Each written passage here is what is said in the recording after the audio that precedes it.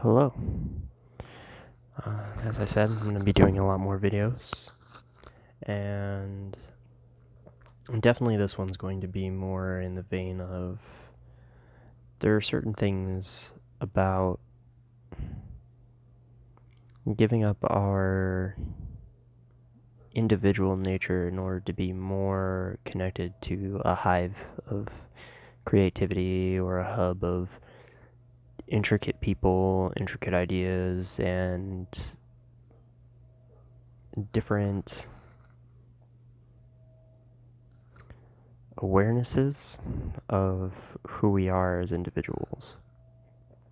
So I'm definitely going to title this Before You Join a Gang, because gang or cult, since either one of those is founded on the idea that you yourself are not enough, that you yourself are very much intertwined with who you believe you were born to be, which is mainly just a collection of your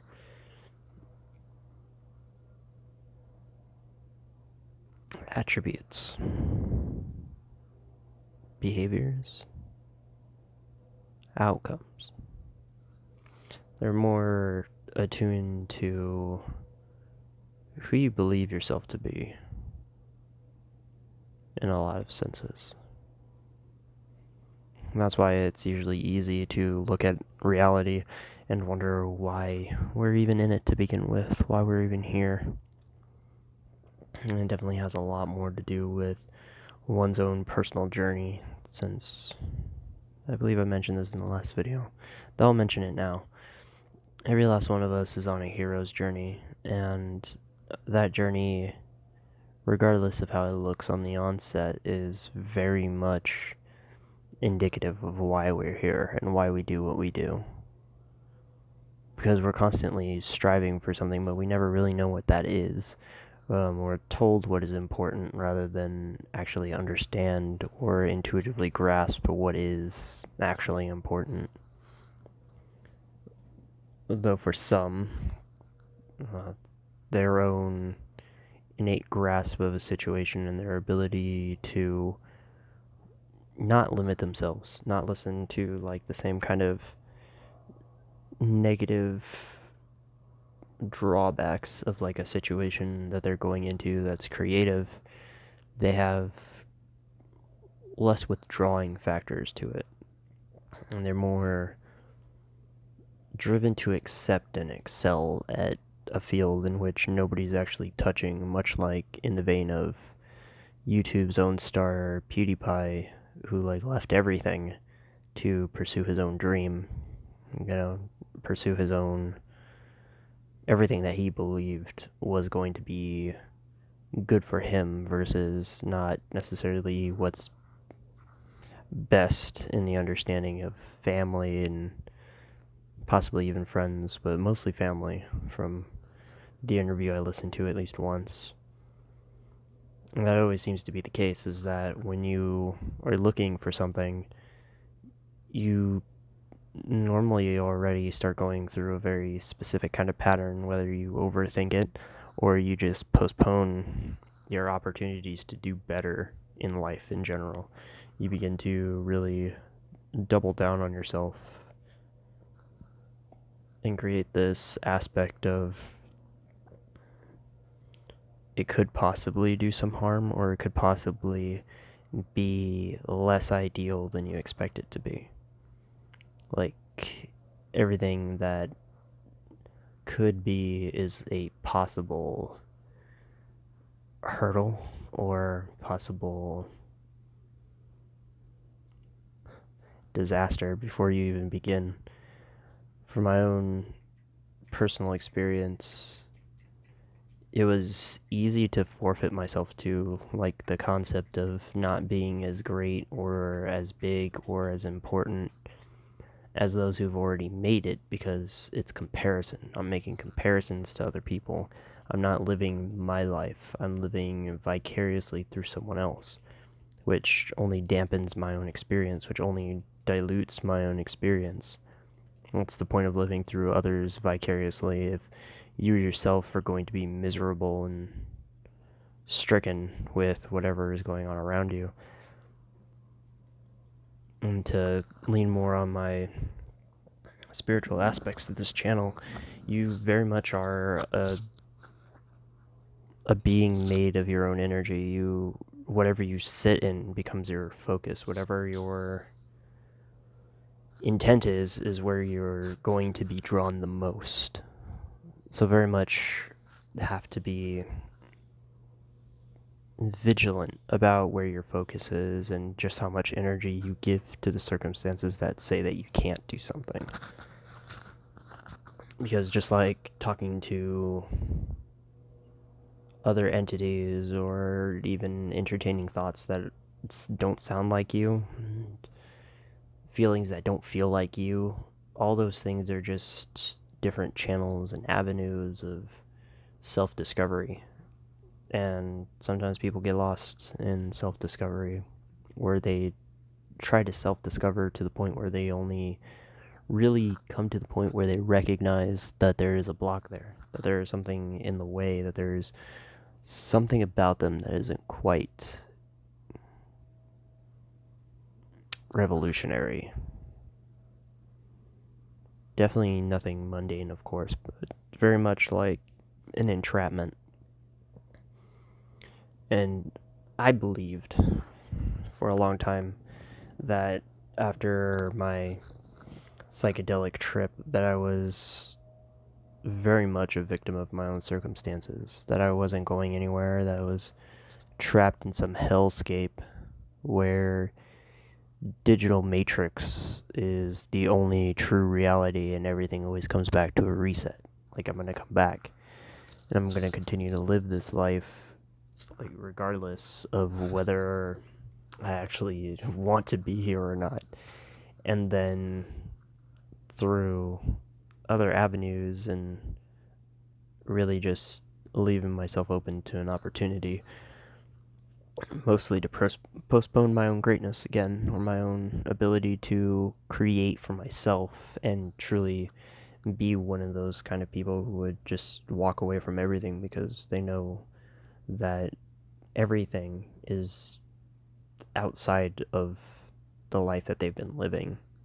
I've always just postponed and walked away from it, and finally putting in the work and the effort to really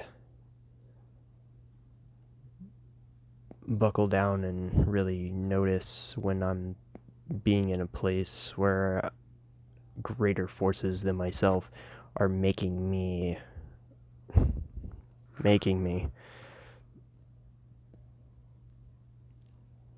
less than who I am, weaker than I am. And I remember this old thing that was going around the schools when I was going into like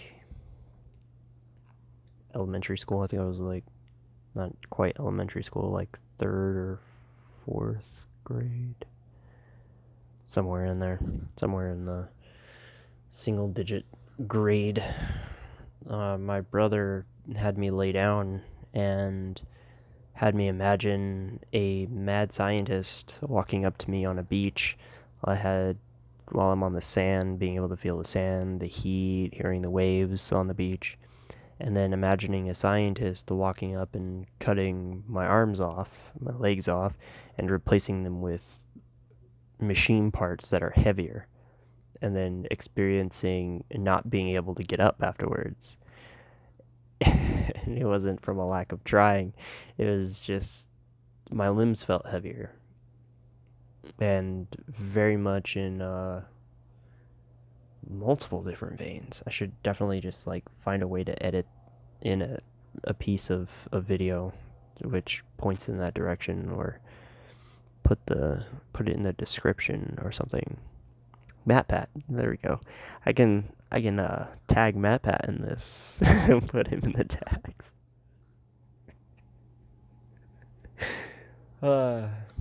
If this makes it back to MatPat, let him know that his theories are really good.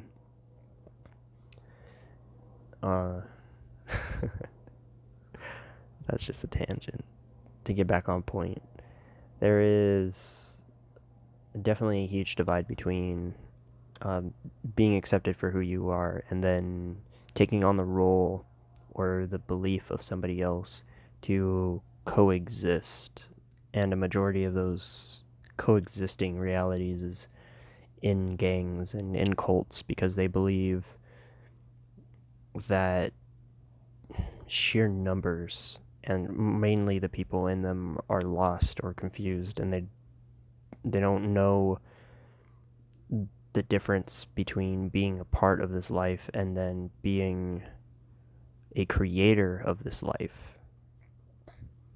Because you can look it up in like biblical text and all kinds of different things where it talks about childlike mentality. You gotta be a child again in order to reach kingdoms or see things that usually go unseen. All these different things and all these different aspects, and it is extremely true. A majority of what makes this reality what it is that we still are very much childlike, except we're childlike in the fact that we will deal with things the same exact way that we dealt with them before. And I'm pretty sure I mentioned that in the last video. And the way that we deal with things, like for me, I always run. Like I'll give off aloofness. I'll put on a smile even when I'm hurting. I'll always be in a place where I'm allowing myself to be the last one, the one that doesn't ever have anyone giving back to me. I just give and give and give and give and receive nothing in return. Not that like people don't talk to me or people don't pay attention to me and stuff like that, because it can get very selfish and it can very much be derailed, but it's very much about intent. Like you can give to people, like you can give them your imagination, you can give them your peace, you can give them many different things about yourself, and if they truly don't appreciate it, or you don't appreciate it, because very much that's a creation of myself. I very much put that out and other people just reflect it back to me. And then I get on the defensive because I take it personally. And we very much live in an I, me. Everything is going horribly wrong. Whiny dog. Everything is going horribly wrong, and I don't know how to fix it. I can't see another way of going about this. I don't hear the solution. I don't feel the ability that I can move on and thinking and feeling.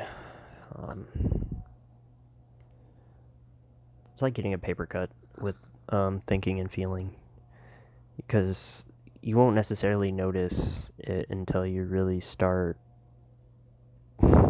noticing it and actually see it when it begins to start hurting.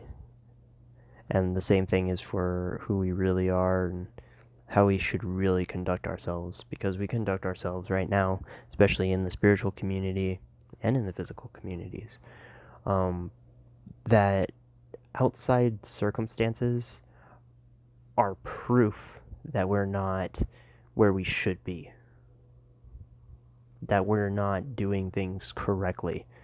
And of course you can't. Of course you can't do things correctly. Correctly is absolutely something that does not exist. A lot of the stuff that we believe really matter don't really matter as much as we believe that they do. And that's the biggest thing. Because you could have superhumans, you could have people who could walk through walls, you can have people who can bench press 1,000,000 pounds, you can have people who do things that the average person says that they're not capable of doing. But that's because the being that is doing it is entirely focused on doing that specific thing. It's like the guy who can cut a bullet out of the air. He trained his focus to the point where he can draw his sword faster than the eye can see him draw his sword, swing, and then bring it back into the sheath. And that's something you can't get in a cult or even a gang, is that ability for somebody to just really sit you down and be like, all right, this is something you should focus on that will develop you. It's very much a trap for a cult and a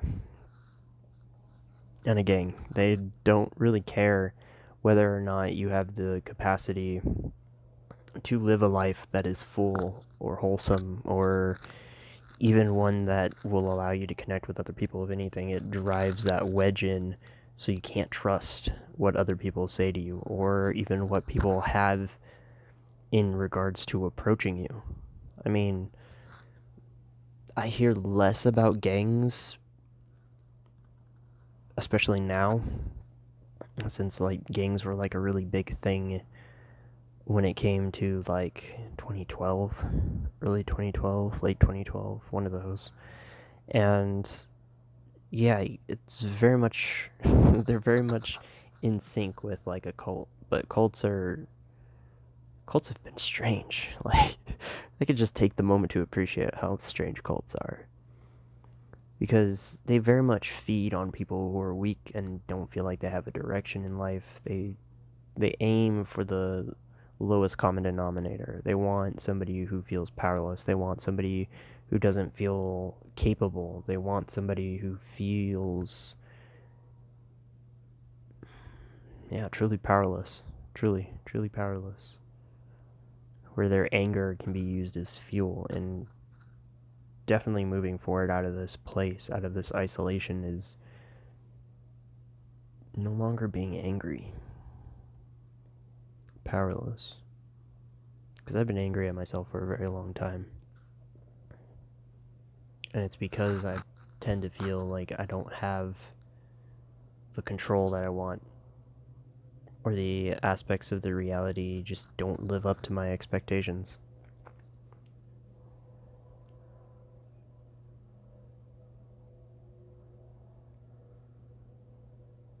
There's a lot of different things in which I haven't really lived up to expectations.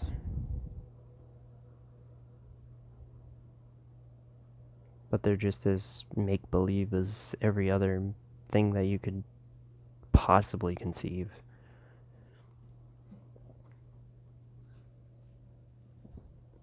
And making things up is a very powerful tool.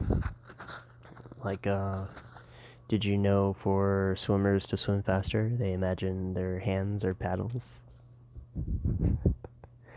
Has been proven to work. And that MatPat theory that I mentioned before, it also is about individuals imagining because they're primed. When you prime a person, you're giving them the idea, or you're planting them with a concept. And when you implant them with a concept, you are initially planting a seed, and that seed will grow, and it will also alter the very fabric of that person's reality depending on how much potency and placement and development goes into these things. Like you can prime a person through like a meditation state. You can get people to be more open or more expressive, and all that is definitely really good for our next topic. Yeah. So yeah, joining a gang is all about giving away what little power that you have to accomplish gaining more power, which isn't really power. It's just fear. Being afraid. And in order to move out of this place as a group, as a collective, as a reality, you also have to realize that there's no real big bad out there. It's only about what you set your intent. It's where you set your focus. If you're focusing on other things being able to harm you, hurt you, drain you, kill you even, that's where your power is. That's where your focus is, because focus is key. Focus is very key. So I'll talk to you all next time. Take care.